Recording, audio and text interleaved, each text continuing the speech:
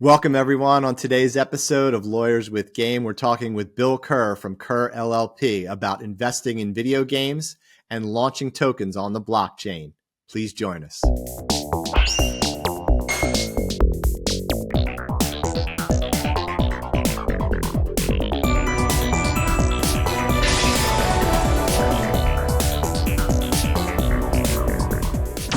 Hi, everyone, and welcome to Lawyers with Game. I'm your host, Darius Gambino. I'm an intellectual property attorney with over 25 years of experience advising clients on issues related to patents, trademarks, and copyrights. I am also a lifelong gamer. I've been playing video games since they were in the arcades, and I played on just about every system from the original Nintendo to the Sega Genesis to now the PlayStation 5. I am with the law firm of Saul, Ewing in Philadelphia, and you can find me on the PlayStation Network under gamertag EaglesFan71. I'm really excited to have with me today as my guest, Bill Kerr from Kerr LLP. Hi, Bill. Welcome to the program. Thanks for having me. Absolutely. If you like these videos, please like and subscribe to them so we can continue making them. And also keep in mind that this series is intended to be a general and high-level discussion of legal issues. It is not intended as actual legal advice. If you need actual legal advice, please reach out to us and we'll be happy to help you. So today we're going to be talking about a really interesting topic, which is investing in video games and in general in NFT and blockchain and all kinds of things like that. Bill is an expert in these areas. He's had his own investment firm, Kerr LLP, for a very long time. And so, Bill, I wanted to ask you about your long history and career working with video games and investing. Can you tell us a little bit about your career? I know you started in bankruptcy in the early days, and how you got to where you are today with your own consulting firm. Well, it all started in 1980. I was 8 years old, and a neighbor had subscribed to a fanzine magazine for the same computer that my father had bought us. My father used to fix TVs in the 1950s, so he was very much a tech nerd. And we had a TI-99 4A, which was a Texas Instrument, and it was a programmable 16-bit computer. And every month through the TI-99er magazine, we would get distributed different pieces of code, and we would accumulate all the code from all the neighbors, and it would produce different games. And we were able to draft, I think at one point, Asteroids.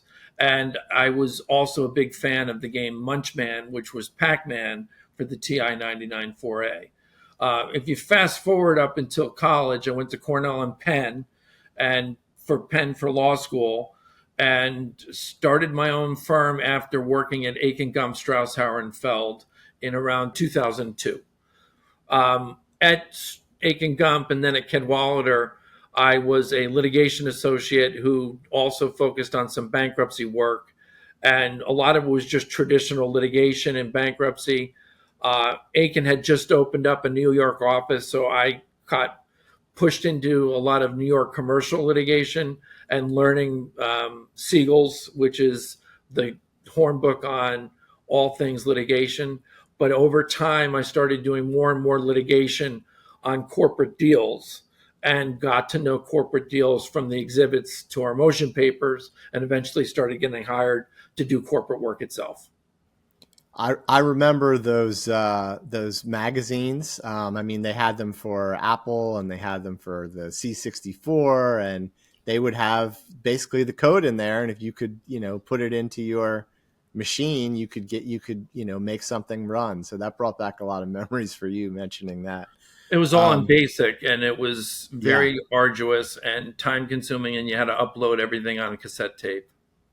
Right. Even before the 5.5-inch floppy, right? So, well, let's talk about some of the investment deals that you've been involved with over the years. I know you've done quite a few deals with Andreessen Horowitz, who, for our listeners out there, is probably over the last 20 or so years has invested the most money in the video game space of any other private equity firm.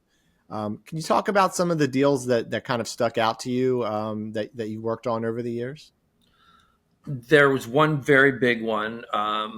The About 4 years ago, there was a company called Everyrealm, at the time called Republic Realm, that spun off of the crowdsourcing company Republic, with Andreessen Horowitz as lead investor. And they raised $67.5 million in a Series A round. And I believe at the time it was the largest single fundraising round in the last 10 years by a female CEO in New York City. I helped close that round and brought in the initial dollars, built out the general counsel's office. We built out a legal department, a compliance department. We built out an HR group, built the ESOP plan, and eventually a token plan. Any other deals that you worked on over that time that stick out to you from the video game space? There's a AI firm that recently hired me to do another deal with Andreessen Horowitz, and they received a smaller amount of funding for hard AI, and it was about 6 months ago, and it was in the same area but different group of Andreessen, and they essentially offered a safe. And then and you mentioned Everyrealm. So I'll transition to asking you about that. I know for the past 3.5 years, you've served as a board member and as general counsel to Everyrealm. Can you talk a little bit about some of the public deals that you were involved in there? And I know that they have different sectors that they invest in. There's, I believe, venture, blockchain, NFT. Can you talk a little bit about the different those different arms and what you invested in while you were there? Sure. I actually was with Everyrealm until June. I left to focus on building Kerr LLP. I like to work with Series A companies, and they have moved beyond that. They had 3 funds. One was an NFT fund, which is just a traditional collector's fund like Bored Apes, that was created in around 2020, more for a collectible pooled investment for people who wanted to have entertaining NFTs. Then they got into real estate and land purchasing, which was NFTs in video games and NFTs in games like Sandbox and Decentraland, where they at one point became the largest virtual landholder in the Metaverse when the Metaverse was in vogue. And then they created a venture group that came together and started to incubate different companies. And they put in more than just investment. They lent a C-suite of, highly educated people that could help develop a small gaming studio get to the next level. We like to talk about legal issues on the pod, and so I know you've been involved with your fair share over the years. I wanted to ask you about some particularly tough legal issues that you faced and overcame, or some interesting legal issues that came up, particularly in the context of intellectual property, because that's my background. So, and anything in those areas that you were free to discuss anyway. Well, that's a good question. I think developing the token when I was at Everyrealm was probably one of the more difficult multi-disciplined areas that I've ever been introduced to. The investors were pushing for tokenomics and wanting to help the trajectory of our token. We had to build an offshore entity. We had to be compliant with the SEC. We had to be compliant with the IRS, and eventually realized that depending on the market timing, you can put all of that overhead into a token. And if you don't launch on the right day or the right week or the right month, your 0.0005 cent token can become 0.000001. It's a very hard endeavor. A lot of companies came to market with tokens, and a lot of companies have realized that the valuation of a token is highly dependent on the market and not necessarily on the brand reputation of the company, which, of course, the SEC always thought it was. But now with today's governmental changeover, I would say the mindset has changed, and I'm fearing that there'll be actually more companies getting into the token space in an area that's kind of like at the token 2.0, that they might not be prepared if the market isn't receptive to them. Meaning that the potential for less regulation by the SEC will result in some more companies bringing tokens to the market and not necessarily thinking through the financials of that. Well, even if you think through the financials and you're completely prepared, the market can take a dive. Yeah. And yes, I think it'll just become more saturated. There's only a few Bitcoin out there, and you can't all become the same token. Right. And the token that you worked on, was it an offshoot of another chain, or was it its own thing? How did that all work? It ran on Ethereum, and Okay. it was called the Every token. And it started off very well with the investors. The lockup period on it was long enough that we're now at year 2. Okay. Interesting. I wanted to talk to you about some fun topics. First, in terms of video games, we like to talk about video games. I don't know if you're a player or not, but I know you've been into games since the TI days. So, in terms of right now, are there any games that you're playing that you're really into? And in terms of your favorite games of all time over the years, what are those? Well, I ended up having twins a few years ago, and that has made me stay away from my addiction. But the game that I check in on the most and play most frequently is Clash of Clans. I read about it in the Wall Street Journal, and I basically had to play it because it was grossing so much per day in free to play, but pay to play if you buy skins and other upgrades. And I found the game to be riveting at first. They have so many upgrades so frequently that I can't keep up with it. But I started off after my TI-99 days playing video games at all my friends' houses. My parents didn't get me the Atari. They wanted me on a programmable computer. So I would go over to friends' houses to play. And I used to be a Raiders of the Lost Ark fan, which was a very pixelated game in 1982. And then when I went off to college, Doom came out, and that introduced me to the best open format game I had ever played. Raiders of the Lost Ark was actually open format itself.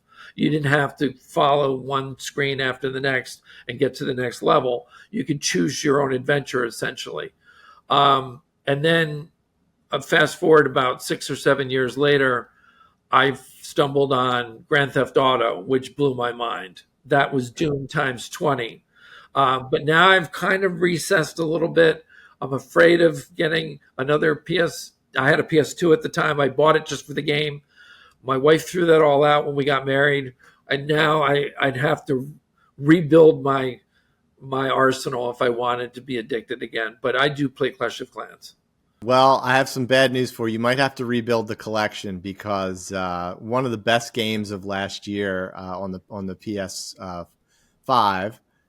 is the Indiana Jones and the Great Circle. It is just about as close to an actual movie as you can get. I mean, it has all the callbacks to the movies and the same types of content, where he's battling the Nazis and finding all different things in different places around the world.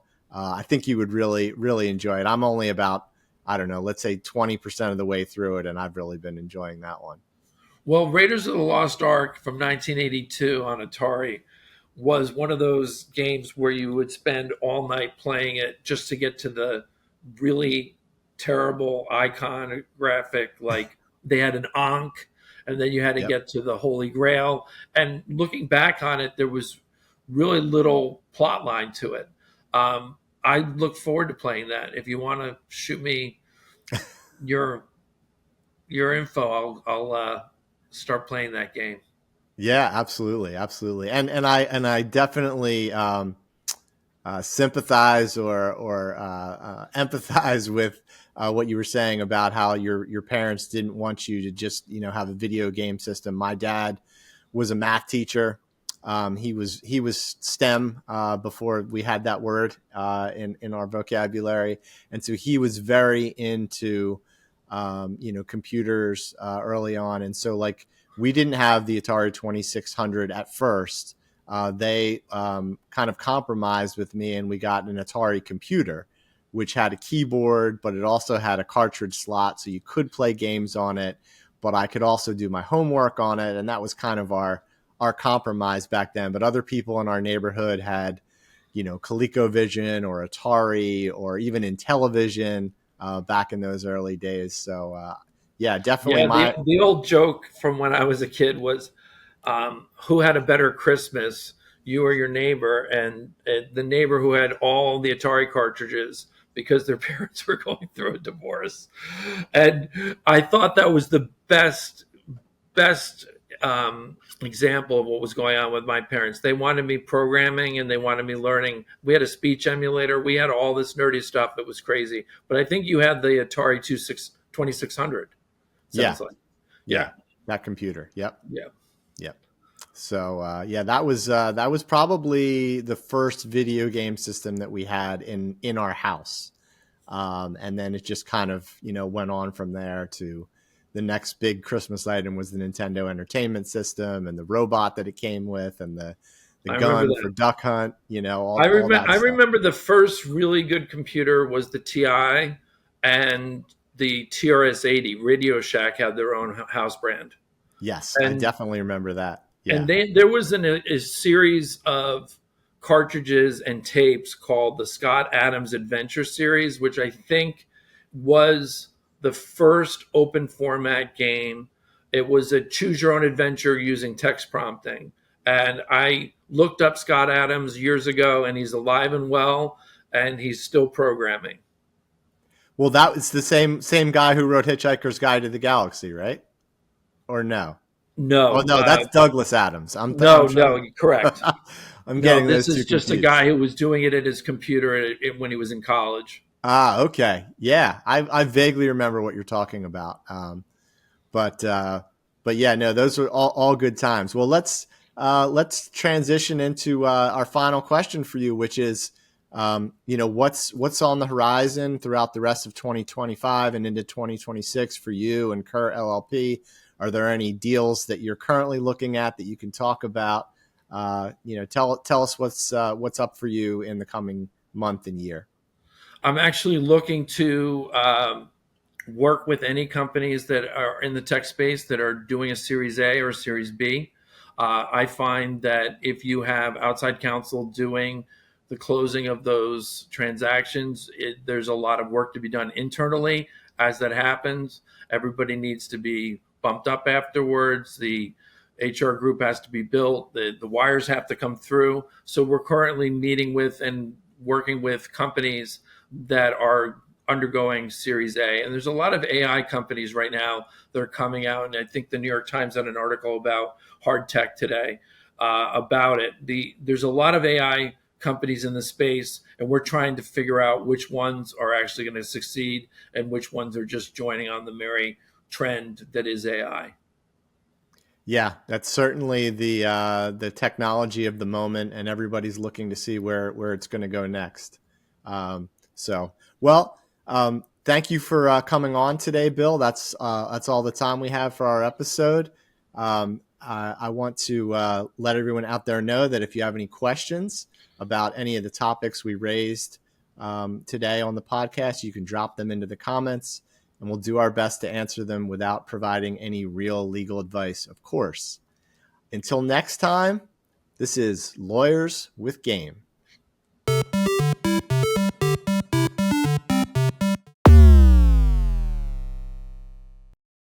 This is Darius Gambino, host of Lawyers with Game. If you're enjoying these videos, please like and subscribe. And if you want more video game content, check out some of our linked videos.